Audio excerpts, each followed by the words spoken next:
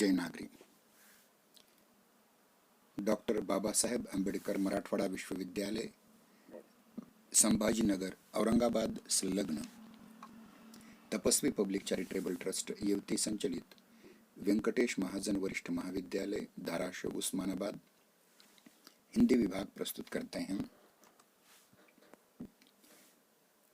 हिंदी की शैली संस्कृत निष्ठ हिंदी।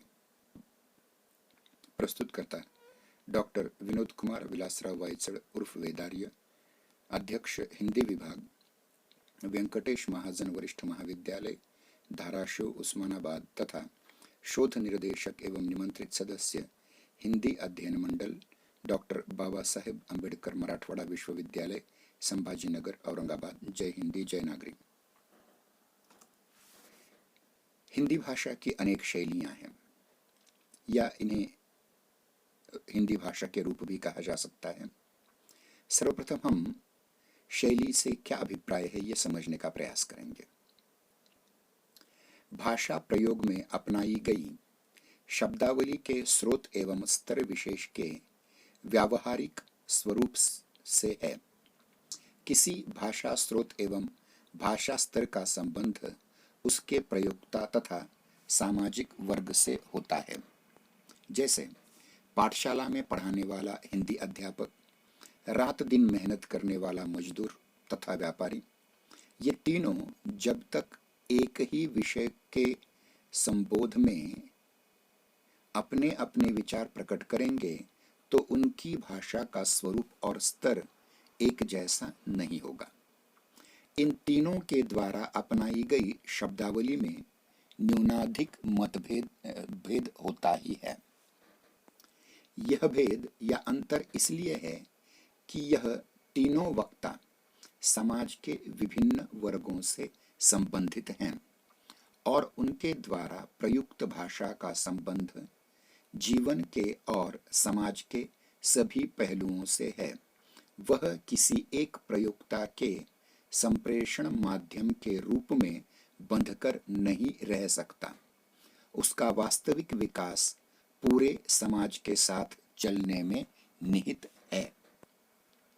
समाज के विकास का अपना एक ढंग है।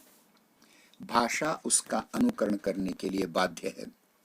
परिस्थिति, प्रयोजन एवं संदर्भ के अनुसार किसी भाषा की अलग अलग शैलियों का विकास स्वाभाविक रूप से ही संभव है। हिंदी भारत के बहुत बड़े भाग की व्यावहारिक भाषा, संपर्क भाषा, शैक्षिक भाषा तथा साहित्यिक भाषा है, किंतु धार्मिक प्रवचन, चुनावी भाषण एवं मनोरंजक कार्यक्रमों में प्रयुक्त होने वाली हिंदी सर्वथा एक सी नहीं होती। उसकी शैलियां अलग अलग होंगी। जैसे किसी एक सामाजिक वर्ग में हिंदी की कोई एक शैली प्रयुक्त होती है और दूसरे वर्ग में दूसरी शैली। इसी प्रकार किसी विषय विशेष जैसे धर्म, शिक्षा, साहित्य के प्रतिपादन या संप्रेषण के लिए जिस प्रकार की शैली अपनाई जाएगी, दूसरे विषय जैसे व्यापार, फिल्म, चुनाव आदि में उससे भिन्न दूसरी शैली का प्रयोग किया जाना ही स्वाभाविक होगा। इस दृष्टि से हिंदी की कई शैलियां हो सकती हैं, परंतु विद्वानों ने केवल 4 शैलियां ही स्वीकार की हैं। पहली है संस्कृत निष्ठ हिंदी, दूसरी दक्षिणी हिंदी, तीसरी उर्दू और चौथी हिंदुस्तानी। इन शैलियों के अतिरिक्त बम्बईया हिंदी, कलकतिया हिंदी, मद्रासी हिंदी, फिल्मी हिंदी आदि अनेक शैलियां हो सकती हैं, किंतु मानकता के आधार पर उपर्युक्त 4 ही शैलियां अर्थात संस्कृतनिष्ठ हिंदी, दक्षिणी हिंदी, उर्दू और हिंदुस्तानी, ये 4 शैलियां ही प्रमुख हैं। शैली की यह 4 प्रमुख शैली की हिंदी की इन 4 प्रमुख शैलियों का विवेचन करने का हम प्रयास करेंगे। इस वीडियो में हम संस्कृत निष्ठ हिंदी पर ही अधिक विचार करेंगे। संस्कृतनिष्ठ हिंदी। संस्कृतनिष्ठ हिंदी वास्तव में हिंदी के उस परिष्कृत और परिमार्जित रूप का नाम है जिसमें उर्दू फारसी शब्दों का अधिक समावेश नहीं दिखाई देता। हिंदी के शुद्ध रूप को परिष्कृत, परिनिष्ठित, संस्कृतनिष्ठ या मानक कहा जा सकता है। प्राचीन काल में संस्कृत भाषा दैनंदिन व्यवहार एवं कार्यकलाप की महत्वपूर्ण भाषा थी। यह वह समय था जब छोटे बड़े किंतु बिखरे हुए राज्यों को ही राष्ट्र कहा जाता था। उस समय सभी राज्यों में राजभाषा के रूप में संस्कृत ही अपनाई जाती थी। देश की भौगोलिक, राजनीतिक और आर्थिक परिस्थिति के अनुसार उस समय स्थानीय भाषाओं और बोलियों का अलग अलग होना स्वाभाविक था, परंतु सभी क्षेत्रीय बोलियां या शैलियां भिन्न भिन्न होकर भी संस्कृत के प्रभाव से अछूती नहीं थी। गुप्तकालीन पत्र, लेख, विधि अथवा कानून, नियम तथा शासन एवं प्रजा संबद्ध अनेक अभिलेखों का संस्कृत में पाया जाना यह सिद्ध करता है कि प्रशासनिक कार्यों में संस्कृत भाषा का ही प्रचलन था। भारत के धर्मग्रंथों, शैक्षिक, सांस्कृतिक एवं वैज्ञानिक साहित्य की प्राण भाषा भी संस्कृत ही रही है। अतः वैदिक काल से लेकर के मुगल शासन काल तक यही संस्कृत राष्ट्रभाषा भी रही है। आज भी विद्वान लोग संस्कृत साहित्य को राष्ट्रीय साहित्य कहते हैं। ऐसी राष्ट्रव्यापी भाषा का हिंदी भाषा पर प्रभाव होना स्वाभाविक ही है। संस्कृत भाषा को भारतीय भाषाओं की जननी भी कहा जाता है। संपूर्ण भारतवर्ष को एक सूत्र में पिरोने वाली यह भाषा शिक्षा का माध्यम भी रह चुकी है। हिंदी भाषा तथा साहित्य पर संस्कृत के अविराम प्रभाव को किसी काल या सीमा में बांटना संभव नहीं है। आदिकाल से देखने पर ही ज्ञात होता है कि उस समय की भाषा अपभ्रंश पर संस्कृत का व्यापक प्रभाव रहा है। शैली, शब्दावली, भाषिक संरचना, काव्य, आलोचना आदि क्षेत्र में भी हिंदी साहित्य पर संस्कृत का प्रभाव स्पष्ट है। हिंदी के भक्तिकाल, रीतिकाल तथा आधुनिक काल तक हिंदी साहित्य एवं भाषा की संस्कृत के प्रति निष्ठा बनी रही है। कथा, कहानी, उपन्यास, काव्य, सूक्तियां, कहावतें, यहाँ तक कि छंदों और अलंकारों पर भी संस्कृत का ही पूर्णतः प्रभाव दिखाई देता है। संस्कृत की समृद्धि को हिंदी में पैतृक संपत्ति के रूप में ग्रहण किया गया है। संस्कृत की भूमिका भारत के संविधान में भी मान्यता प्राप्त अन्य सभी क्षेत्रीय भाषाओं के संदर्भ में महत्वपूर्ण रही है। अतः इन भाषाओं के विकास में संस्कृत की भूमिका प्रमुख रही है। संस्कृतनिष्ठ हिंदी से तात्पर्य ऐसी हिंदी जिसमें संस्कृत के प्रति निष्ठा अधिक हो, अर्थात संस्कृत भाषा के तत्सम शब्द, उसके व्याकरणिक अवयव, उसका शैली गांभीर्य तथा पर्याय प्रभाव ही नहीं समावेश भी हों। हिंदी में अयोध्या सिंह उपाध्याय हरिऔध, छायावादी कवि, छायावादोत्तर साहित्यकारों के साहित्य में संस्कृतनिष्ठ हिंदी का प्रयोग सहजता से देखा जा सकता है। हिंदी भाषा का संस्कृतनिष्ठ होना एक दृष्टि से उसके गांभीर्य वहन का परिचायक कहा जा सकता है। दूसरी ओर उसे क्लिष्टता के नाम पर अवांछनीय माना जाता है। हिंदी भाषा का व्याकरण भले ही हिंदुस्तानी स्तर का हो, किंतु उसकी समृद्धि, शब्द भंडार का विस्तार तथा राष्ट्रभाषा का स्वरूप उसे संस्कृत की अपार तत्सम शब्दावली को ग्रहण करने पर ही मिल सका है। संस्कृत की धातुओं, समासों, उपसर्गों और प्रत्ययों की सहायता से हिंदी ने जो शब्द निर्मित किए हैं वे केवल संस्कृत भाषा के विपुल भंडार के कारण ही उपलब्ध हो सके हैं। हिंदी ने संस्कृत से मनसा वाचा कर्मणा एन केन प्रकारेण सामान्यतया मुख्यतया हठात संयोगवशात मम तव आदि कितने ही रूप यथावत ग्रहण किए हैं। संस्कृत के 80% शब्दों का हिंदी शब्दकोश में आना हिंदी को संस्कृतनिष्ठ बनाने में सहायक है।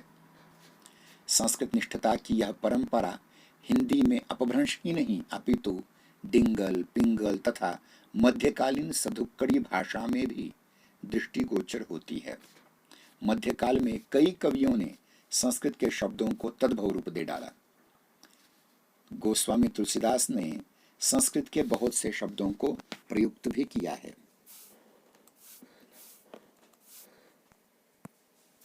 खड़ी बोली के आरंभ में तो प्रधानता संस्कृतनिष्ठ हिंदी के समर्थकों की ही रही है। छायावादी युग में संस्कृत शब्दों का सर्वाधिक प्रयोग हुआ है। आज भी हिंदी साहित्य में बौद्धिकता के आग्रह के कारण संस्कृत शब्द भंडार की प्रमुखता अनिवार्य हो गई है।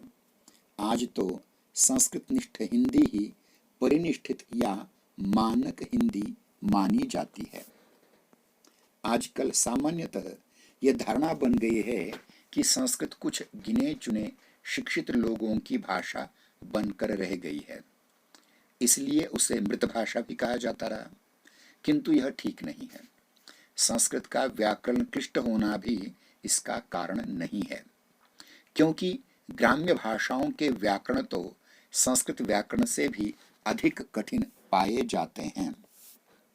मूल बात तो यह है कि आज संस्कृत भाषा लोक प्रचलन की भाषा नहीं रही।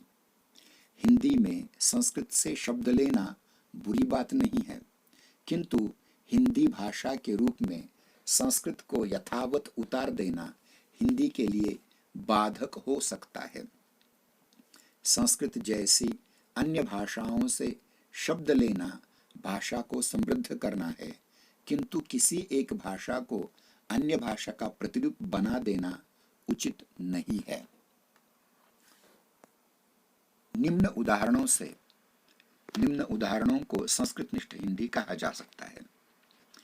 एक ऐसी कठिन और भीषण ग्रीष्म ऋतु में भी जो श्री वृंदावन की लीला में भीगे रहते हैं और प्रेम में जिनके तेज फुहारे चलते हैं, वह शीतल चित्त रहते हैं, क्योंकि सच वृंदावने गुणैर वसंत इव लक्ष्यते लिखा है। यही ग्रीष्म ऋतु श्री वृंदावन में वसंत ज्ञात होती है। यह गद्यांश आधुनिक हिंदी के प्रणेता भारतेंदु हरिश्चंद्र जी ने लिखा हुआ है। इसके उपरांत हम राष्ट्रकवि मैथिली शरण गुप्त जी की एक रचना पंचवटी की कुछ पंक्तियां पद्य के उदाहरण के रूप में आपके सम्मुख रख रहे हैं। गुरुजन परिजन सब धन्य ध्येय हैं मेरे, औषधियों के गुण विगुण ज्ञेय हैं मेरे, वनदेव देवियां आतिथेय हैं मेरे, प्रिय संग यहाँ सब प्रेय श्रेय हैं मेरे। छायावादी कवि सुमित्रानंदन पंत जी की प्रसिद्ध कविता की कुछ पंक्तियां इस प्रकार हैं। सुंदर है विहग सुमन सुंदर, मानव तुम सबसे सुंदरतम, निर्मित सबकी तिल सुषमा से तुम निखिल सृष्टि में चिर निरूपम। अब हम सुप्रसिद्ध कवि एवं आलोचक, कथाकार, उपन्यासकार, नाटककार जयशंकर प्रसाद जी की काव्य कला और अन्य निबंध इस संग्रह में से एक परिच्छेद आपके सम्मुख प्रस्तुत करते हैं, जो आपको संस्कृतनिष्ठ हिंदी गद्य की अनुभूति करा देंगे। काव्य आत्मा की संकल्पनात्मक अनुभूति है, जिसका संबंध विश्लेषण, विकल्प या विज्ञान से नहीं है। वह एक श्रेयमयी, प्रेय, रचनात्मक ज्ञान धारा है, विश्लेषणात्मक तर्कों से और विकल्प के आरोप से मिलन होने के कारण आत्मा की मनन क्रिया जो वांग्मय रूप में अभिव्यक्त होती है वह निस्संदेह प्राणमयी और सत्य के उभय लक्षण प्रेय और श्रेय दोनों से परिपूर्ण होती है। सुप्रसिद्ध प्रगतिशील कवि नागार्जुन की एक कविता बादल को घिरते देखा है। इस कविता की कुछ पंक्तियां आपके सम्मुख रखते हैं जो आपको संस्कृत निष्ठ पद्य का आनंद देंगी। अमल धवल गिरी के शिखरों पर बादल को घिरते देखा है, छोटे छोटे मोती जैसे उसके शीतल तुहिन कणों को मान सरोवर के स्वर्णिम कमलों पर गिरते देखा है, बादल को गिरते देखा है, बादल को गिरते देखा है। इस वीडियो को देखने के लिए धन्यवाद। यदि आप इस वीडियो अगर आपको अच्छा लगा हो तो इसे पसंद कीजिए। इस वीडियो के बारे में आप कुछ कहना चाहते हो तो कमेंट बॉक्स में जाकर के कुछ टिप्पणी कीजिए। यदि आपको यह वीडियो बहुत ही अच्छा लगा हो तो अपने मित्रों, अपने जानकारों के पास, अपने पहचान वालों के पास इस वीडियो को आप अग्रेषित कीजिए, फॉरवर्ड कीजिए। और सबसे महत्वपूर्ण बात, यदि आप इसी तरह के हिंदी साहित्य और हिंदी भाषा संबंधित वीडियो देखना चाहते हैं तो कृपया करके बेल आइकॉन या घंटा का चिन्ह दबा करके इस हमारे जय हिंदी जय नागरी को चैनल को सब्सक्राइब कीजिए और इस कारण आपको आगे आने वाले वीडियोस के नोटिफिकेशन या संसूचनाएं भी प्राप्त होती रहेंगी। जय हिंदी जय नागरी। पुनश्च आप सभी का धन्यवाद।